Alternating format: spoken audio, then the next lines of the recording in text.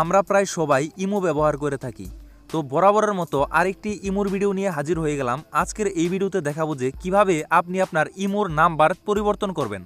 At first যখন আমরা imo account খুলি তখন কিন্তু যে কোনো একটি নাম্বার দিয়ে সেই নাম্বারে একটি ভেরিফিকেশন কোড যায়, সেই কোডের মাধ্যমেই কিন্তু আমরা ইমো অ্যাকাউন্ট খুলতে পারি। তো বন্ধুরা, আজকে এই ভিডিওতে আমি আপনাদের দেখাবো যে আপনারা কিভাবে সেই নাম্বারটি পরিবর্তন করে অন্য নাম্বার ইমোতে ব্যবহার করতে পারবেন।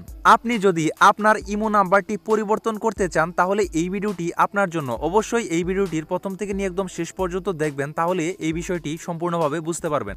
তো চলুন শুরু করা যাক। তো ফার্স্ট অফ অল আপনাকে আপনার ইমোতে যেতে হবে। ইমোতে যাওয়ার পর আপনারা এখানে দেখতে পাচ্ছেন যে নিচে রয়েছে থ্রি লাইন্স। এই থ্রি লাইন্সে আপনি ক্লিক করবেন।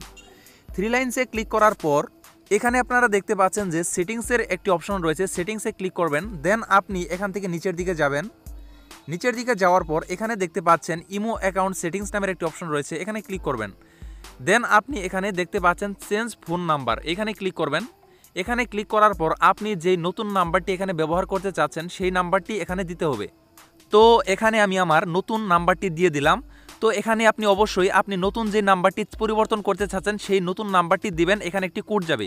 তো নাম্বারটি আমি বসিয়ে নিয়েছি, আপনি অবশ্যই আপনার নতুন নাম্বারটি বসাবেন। দেন আপনি এখানে এই টিক মার্কে ক্লিক করে দেবেন। টিক মার্কে ক্লিক করার পর দেন আপনি ওকে দেবেন। ওকে দেওয়ার পর এই নাম্বারে একটি কোড যাবে, সেই কোডটি আপনাকে এখানে বসিয়ে দিতে হবে। তো আমার নাম্বারে অলরেডি কোড এসে পড়েছে, এখন আমি সেই কোডটি এখানে বসিয়ে দিচ্ছি। তো বন্ধুরা, আমি আমার সেই কোডটি দিয়েছি এবং কোডটি দেওয়ার পর এখানে অটোমেটিকলি সেই ইমোটি চেঞ্জ হয়ে গেছে, নাম্বারটি কিন্তু পরিবর্তন হয়ে গেছে।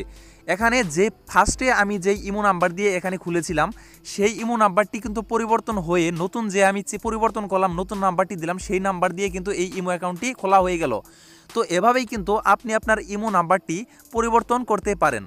তো বন্ধুরা, এই ছিল আজকের ভিডিওটি যদি ভালো লেগে থাকে তাহলে অবশ্যই লাইক কমেন্ট শেয়ার করবেন এবং পরবর্তী এরকম আরও ভিডিও পেতে সাবস্ক্রাইব করতে ভুলবেন না।